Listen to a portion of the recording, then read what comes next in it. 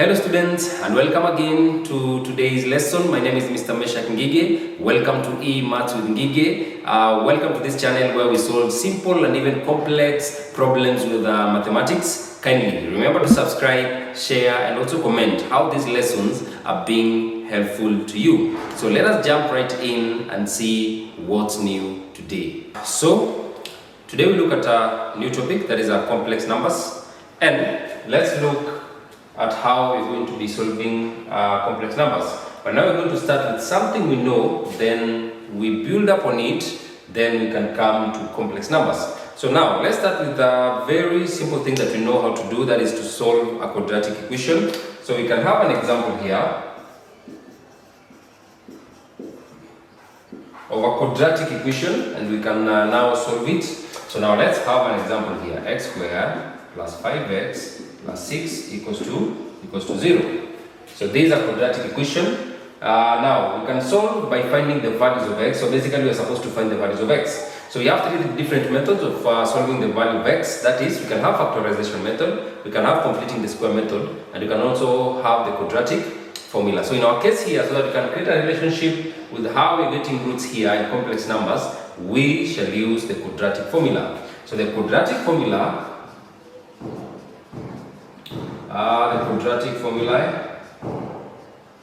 states that for you to find the values of x, use minus b plus or minus the root of b squared minus 4ac, then all of that under what? Under 2a.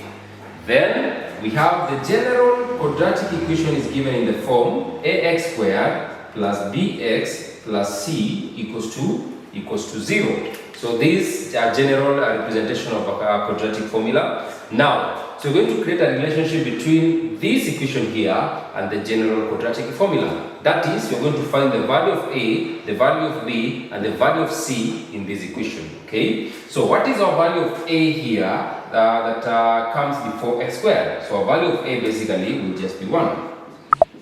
What is our value of b here before x? So we have our value of b will be given by 5. Then what is our value c? It is the constant here, which is given by 6. Now replacing these constants here in the quadratic formula, we shall have x equals to negative of 5, because that is our b, plus or minus the root of 5 squared minus 4. We shall put this into bracket a, then we shall put this into bracket also c, our 6, then all over the whole of that, all over 2, but our value of a is 1, so we can just have that. Therefore now, solving that part, we shall have, so our value of x will be given by, so we shall have negative of 5, right, then plus or minus, then a square root. So 5 squared gives us what? Gives us 20, gives us 25, then minus 4 times 1 times 6, which gives us 24, all over, then 2 times 1, which is just 2. So this one is there. Therefore, our x will be given by 5, negative of 5 plus or minus 25 minus 24 gives us the root of 1, then all over 2. And what is the root of 1? The root of 1 is just 1.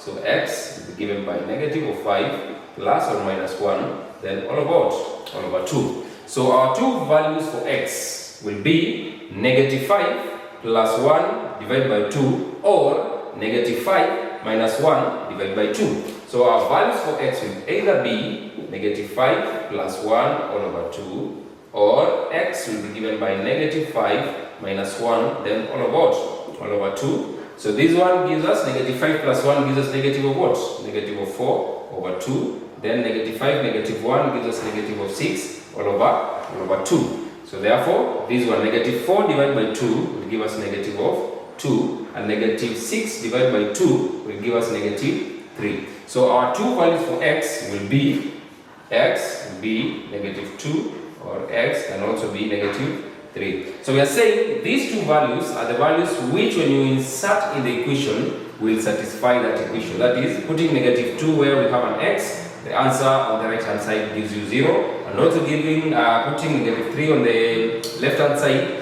we will satisfy the answer in the left and the right hand side of that equation. So therefore, in this case, we are getting values which are integers. Now let's have a look. What if you don't have values which will give you exact values, either positive or negative? So now let's introduce the complex numbers. So this is our second example. So we have x squared plus 2x plus 5 equals to 0. So let's again solve this by the quadratic formula. So we identify our a, we identify our b, and identify our c. So what will be our a here? So given again our ax squared plus bx plus c is our general equation or quadratic equation. So our a value here, again, our a will be 1, our b will be 2, our c will be what? Our c will be 5. Now, let's replace it in the quadratic formula. So we shall have x. We have said it will be given by minus b. So minus b is negative 2, then plus or minus into bracket. Then you have b squared. So what is our b? Our b is 2. So 2 squared minus 4. Then we have what is our a? Our a is 1. What is our c? Our c is 5. Right? Then divide all through by 2 multiplied by 2 multiplied by 1. Right? Therefore, we shall have x equals to negative 2 plus or minus. Now, what is 2 squared? 2 squared gives us 4. Okay. Then minus 4 times 1 times 5, which gives us what? Which gives us 20. Then all over 2. Now, so we have x equals to negative of 2 plus or minus the square root of. What is 4 minus 20? 4 minus 20 will give us a negative number. Wow. So we have a negative number which is negative of what? Negative of 16. Then all over 2. Okay, over 2. Now, we are saying that our x value will either be given by negative of 2 plus or minus, then the root of negative of 16, then divided by 2. Now, let's key in negative of 16 in our calculators. So we have the root of negative 16. So we have negative 16. What does it tell us? It tells us that this one is indeed a math error. So basically what we're saying is you cannot compute a negative over root number. You cannot compute a negative over root number. And now that is where we introduce complex numbers. So now when you have a negative root, you can split this number, you can split the number that you have inside to have a positive value and a negative value. So now the root of 16 on its own. So we can split the root of 16 and it can be written as the root of negative of 16 here, okay, can be written as, we can split this number into two numbers. We can have 16 and you can have negative of 1. Okay, so you have 16 and you have the negative of 1. What is 16 to the negative 1? Negative of 16. And now, from the laws of roots also, you can now split these two numbers, each of them to have its own root. So you can have the root of 16 on its own, you can also have the root of 1 on its own. Okay, so you can say again, this one can be split to become the root of 16 and again the root of 1. So you have the root of 1. So you can see we are building something up here. So negative of 16 we have split it into 2. 16, the value, which is positive, then you have a negative of 1. Then again split it into 2 again. So you have 16 as a root and you also have negative 1 as its own root. So therefore, we are saying this value here will simplify now to become x equals to negative of 2 plus or minus root of 16 root of negative 1. Then all over 2. Now we can get the root of 16, isn't it? So what is the root of 16? The root of 16 is 4. Okay, so we shall have x equals to negative of 2 plus or minus 4. Then we still have a root of negative 1, because again you cannot get the root of a root over negative number. So again here you can see we have a 2 in common at the numerator. So you can factor out 2 because we have a negative of 2 and we have a 4 here. So you can have x gives us negative of 2. Okay, let's have 2 outside. Let's have 2 outside. Then we have, so here we have what? Negative 1, sorry. Then we have plus or minus, then this one we have 2, then root of negative 1, then all over 2. Why did you remove that? That is simply because we want to cancel that and that out. So that we remain with our values as x equals to negative of 1 is an equal sign, plus or minus 2, the root of negative 1. So you can notice we have not really touched the negative 1, and that introduces us to something. Now our root of negative 1 will be replaced by a letter, and in engineering we'll replace it with J, simply because I is represents current. Okay, it represents current, so basically we cannot use I. But in pure mathematics, we use I. So we'll use J here to represent our negative of 1. So our x value, you're saying, can be given as negative of 1 plus or minus 2. Then we let this number here to be a J. So we'll say a J. So two values. We can get now two values of x. So one of the values of x can be negative 1 plus 2j. The second one can be negative 1 minus 2j. So our x value, you can say, will be given by negative 1 plus 2j. Then the other value of x can also be given as negative 1 minus 2j. Now, these two solutions are what we call complex numbers. So these two solutions here, where you don't have a definite, you don't have an integer as a solution, but you have a number that contains real and imaginary parts. So now let's introduce complex numbers. So complex numbers therefore will be, let's say, so allow me to wrap this. So therefore, x equals to negative 1 minus 2j, and x equals to negative 1 plus 2j are called complex numbers. Complex numbers written in the form a plus jb. A plus jb, where a, we say, where a is a real number, we can say the real part. We can say where a is the real part, is the real part, and b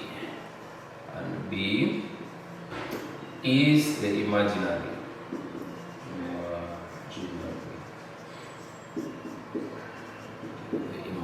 part. So therefore, it is represented by a good z, is given by a plus j.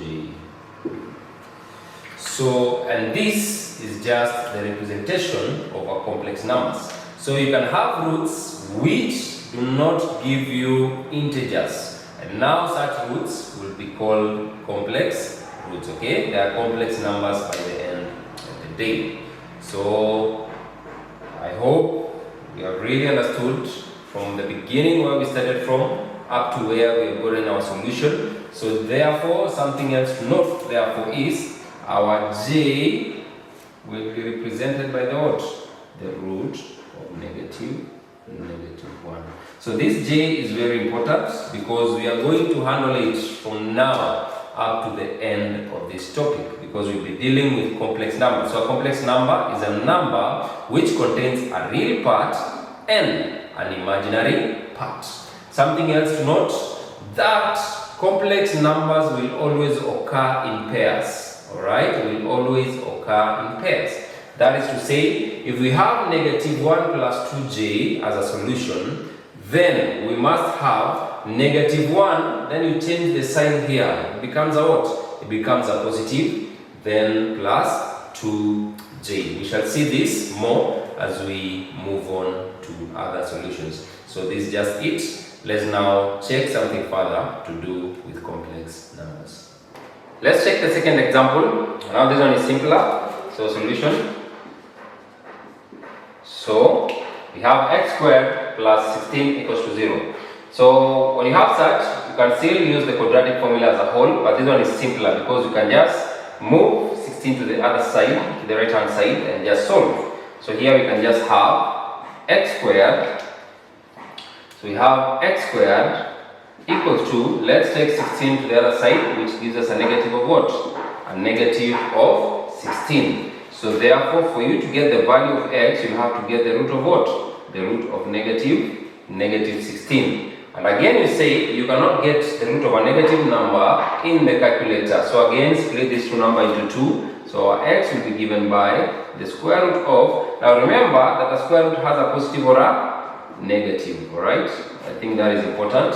So it has a positive or a negative, positive or a negative. So again, we have 16, then we have negative of 1. So we can split that into 2. So that we have 16 as a value which is not negative, then we have a negative 1. Now we have x equals to plus or minus. What is the root?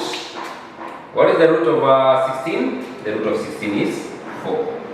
Then we have the root of negative 1. But what is the root of negative 1? We have said that the root, but we can just say here, but the root of negative 1 will be represented by j. So therefore our value of x will be given by plus or minus 4j. So therefore this will be our solution for x. Therefore we shall have two values. So our value of x is either plus 4j. So most of the time you don't really need to write the positive part, but it is plus 4j. Then the second part is negative of 4j. So what do you notice here? So in these two solutions, we don't have the real part, or we can just say the real part is 0. But we have now the imaginary parts, which one is 4, then 4j, then the other one is negative of 4j. So having the powers of j, so starting with, we know that j is given by the root of negative 1, right? Now let's check j to power 2, j square. So just say it is the root of negative 1, then we have square. Now we know this the square and the roots will just cancel out to just give you negative of 1. Let's check j to power 3. J to power 3 we shall have. So it means it is the root of negative 1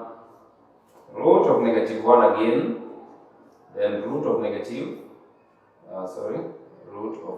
1. You can just say that, you can just put it in layman's way of understanding it. So again, now we have negative 1, negative 1 as a root. We have it as a square because we have the two of them. So when you have it as a square, it gives us what? Negative of 1. So we shall have negative of 1. Then here we have negative of 1 as a square root. So basically, but what is our negative of 1 as a square root? It just gives us j. So therefore we should have negative 1, then j. So this one again gives us negative j. Now what is j to power 4? J to power 4. So j to power 4 is just can be written as root of negative 1. Okay, we can have square, then root of negative 1, then you can have square.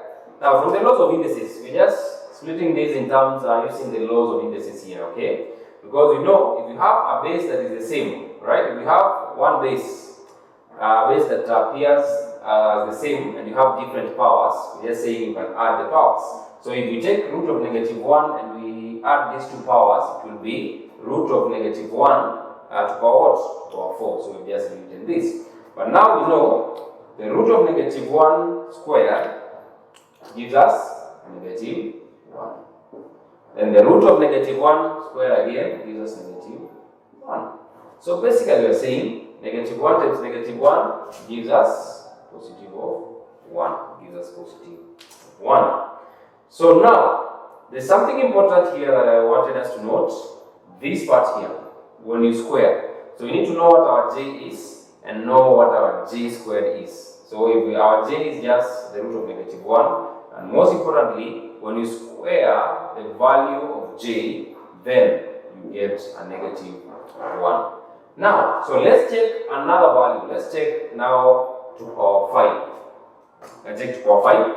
So j to power 5, what does it give us? So how many powers we have here? We can split this one again to this part. Now we already know that our j, okay, that our j to power 4, you can say, you can have it as j to power 4 multiplied by j to power 1. This one is a j to power 4, j to power 1. They are the same base, so you can add the powers which will still give you j to power 5. But we know what our j to power 4 is. What is our j to power 4? It is 1, right? So we have 1 here.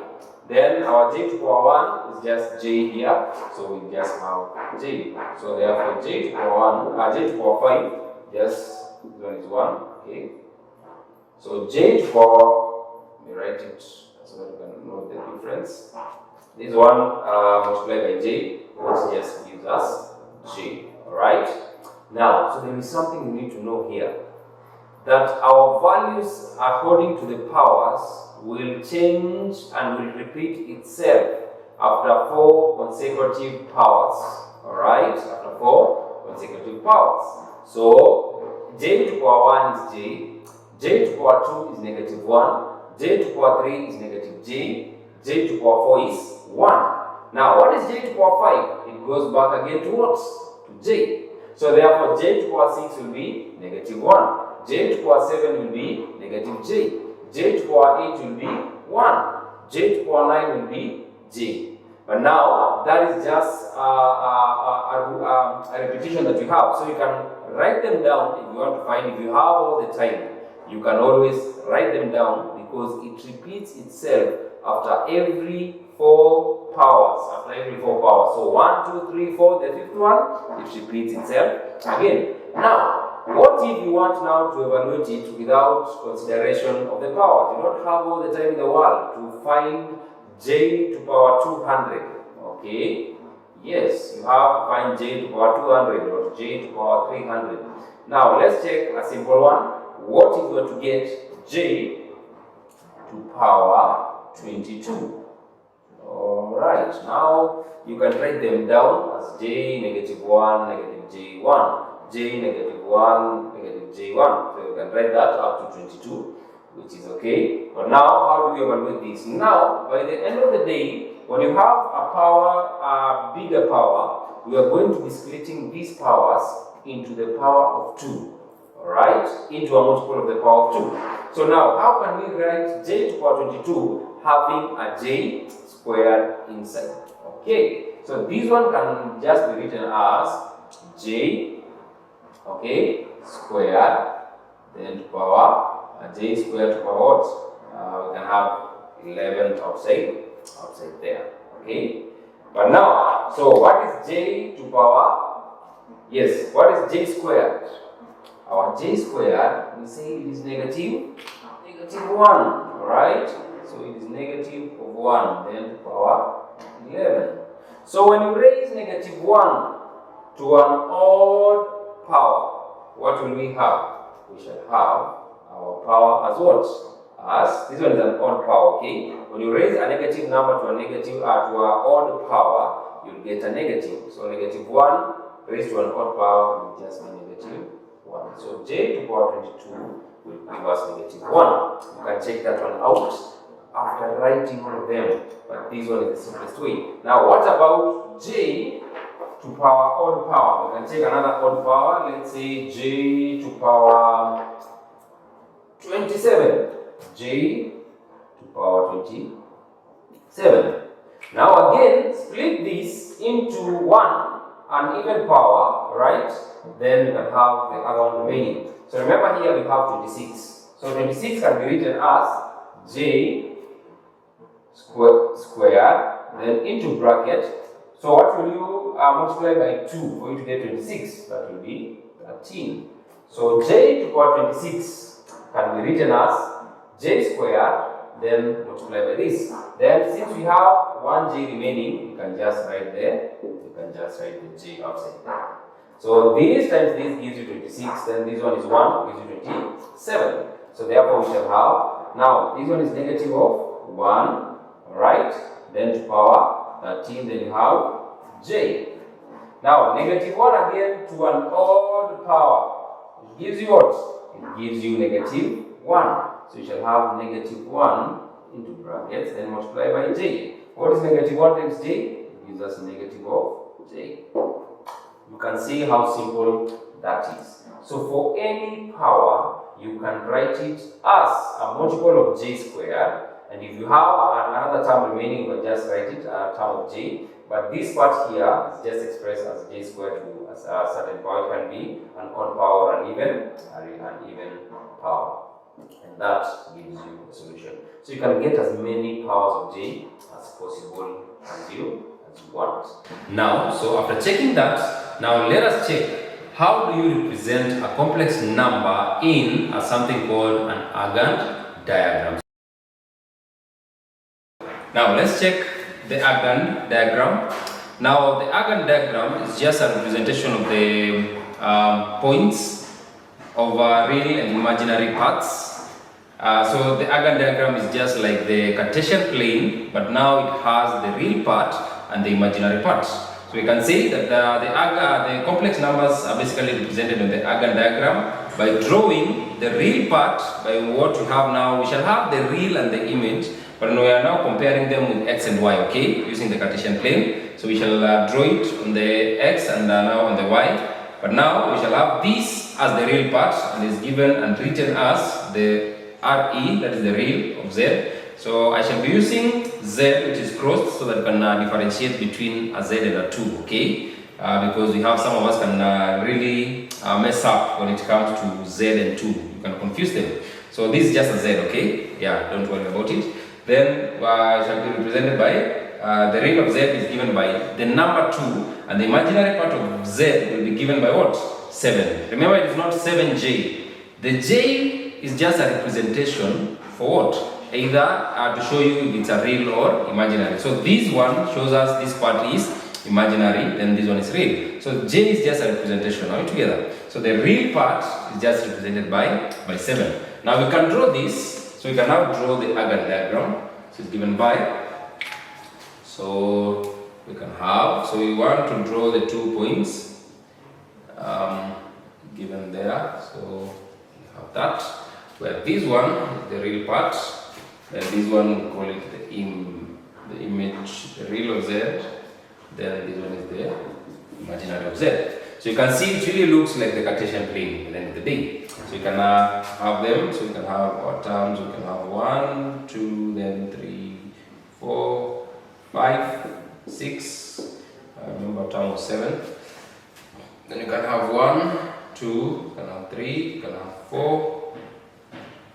You can have 5, you can have 6, you can have 7, and so on. Then this side we always have a negative 1, negative 2, negative 3, so this one goes up to infinity also, negative of infinity, so negative of 4, negative of 5, and so on. So basically now let's concentrate on the value that we have of z. So we have z is given by 2 plus 7j. So we're just plotting the real part and the imaginary part. So what is the real part in our z? Is given by 2. So this is the point 2. Now what is the imaginary part? It is 7. So we shall plot our point 2, 7, which should give us this point approximately. Let me take it higher. So we have that point. So if you are to draw this point, therefore, you have, just use a dotted line. So we have that, and we have that. So this point here is our z equals to 2 plus j7. And that is just a representation.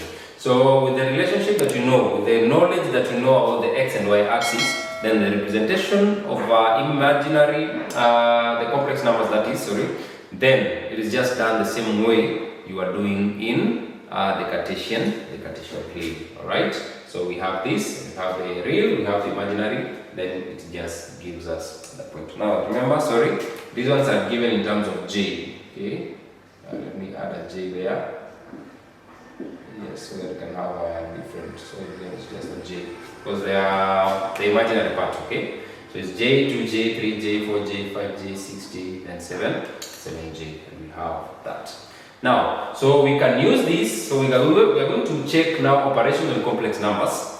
That is addition, subtraction, multiplication, division, and so on. Now, I want us to start with now working out addition and subtraction using the Argand diagram. So we're going to start with the Argand diagram. Then from there, we shall now evaluate them using the mathematical processes that we know of. Now let's check addition and subtraction using the Argand diagram. So we have our complex numbers here. Now we are going to check addition and subtraction using the Argand diagram. Now just redrawn our Argand diagrams. So we've said so we represent them by real and imaginary parts. So we have the first part. This is the image, not the image but the imaginary. Then this one is the real, right? The real of Z. So we are saying the imaginary parts are represented by the J. So we can have the J parts. You can see we have a positive J up to around 7 there. Then we have the negatives on the other side. This side also we have positives going upwards. Then this side we have negatives going downwards. Then we have positive values, negative values, and negative values.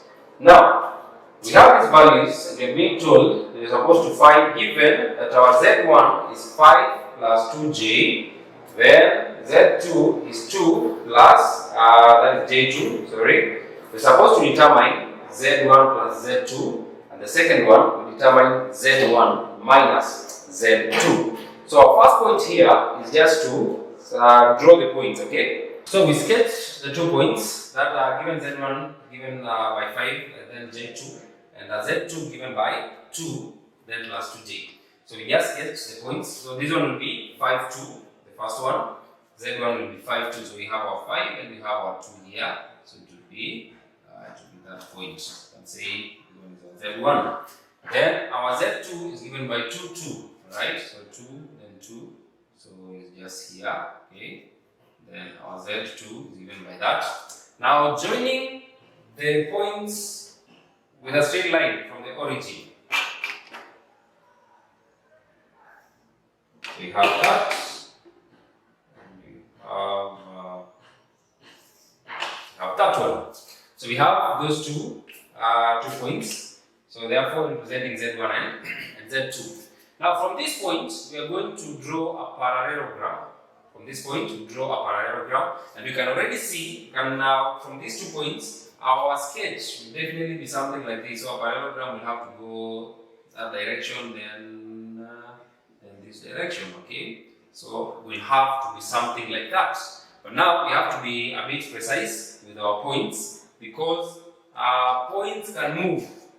We can always get the real points according to the movement of one of the sides, depending on the imaginary and the real plane, okay? So now let's use the slanted height of a parallelogram, right?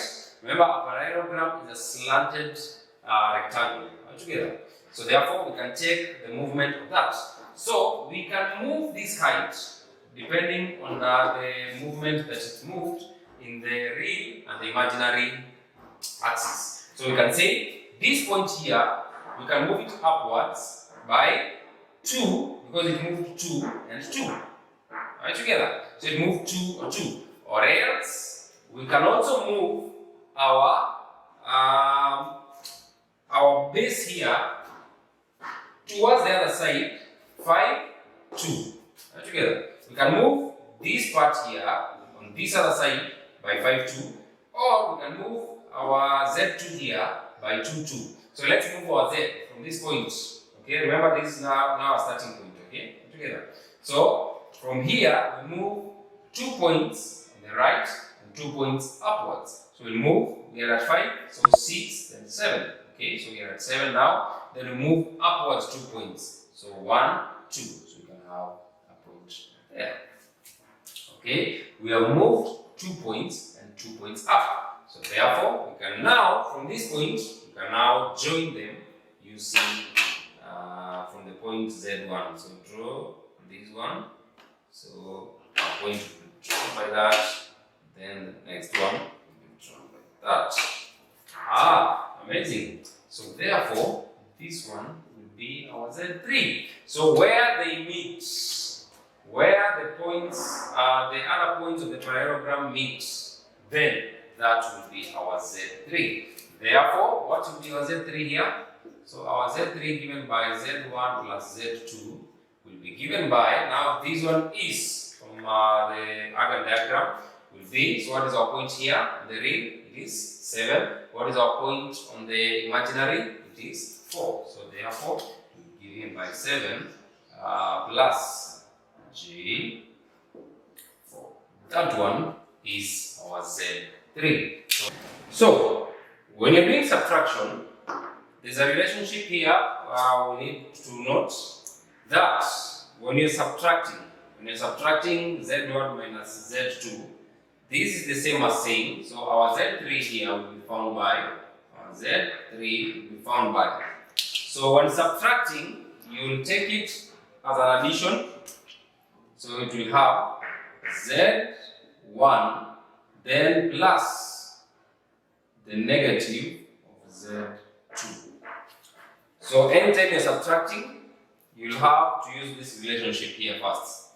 So Z3, when subtracting, so Z3 which is Z1 minus Z2 is the same as saying Z1 plus minus Z2. So if you open this bracket, it just gives you the same thing. So now let's evaluate this part first. So we have Z3. So Z3 therefore will be given by, what is our Z1? 5 plus J2, then plus the negative of Z2. So whatever values that we have here, we negate them, alright? So this one will become negative of 2, then this one becomes negative of J2. And those will be your values. So we'll take 5 plus J2, then negative 2, negative 2. Then we can now draw this part. Alright, we can now draw this part. So now we sketch our values. So we sketch now 5, then J2. So 5 J2 will be this position here. So we have that point. Then we have negative 2, negative 2. So negative 2 will be this point here. Yes. So we'll have that point. Again, join them using a straight line. So join our first here. So we should have this. Then we should have this point. Okay. So we can say this one is our Z1. Then we say this one is our Z2. Okay, our point negative Z2. So remember, we have to form a what? We have to form a parallelogram. So basically, what will we be doing here? So you can check, you can move. Remember this point here. It's supposed to, if you are to sketch, let me just draw a dotted line here. You have something like this. Something like that. Maybe something like that. Okay. So what do you notice? This point here will move, from this point here, you have to move towards the left hand side. Okay? Yes, this point, if you have to draw a line here, you notice that from 5, this point moves on the right hand side. Right together. So therefore, you have, so remember, mine is just a sketch, just a method of showing you how to go about it. But if you have now correct scales, then you have a very nice figure. You have a very nice Argand diagram, because this one is just an estimated points. They are not equally spaced. You can see. So therefore, we are saying we move now the height. Remember, it is 2, 2. Okay, so we can move it now. Remember, it's supposed to be coming on this other side. So 2, then 2 downwards. So we have 1, 2, it comes at 3, then 1, 2. So we have this point here. We have the point there. Then now we can draw our parallelogram. This is the point. So we shall have that. Then we have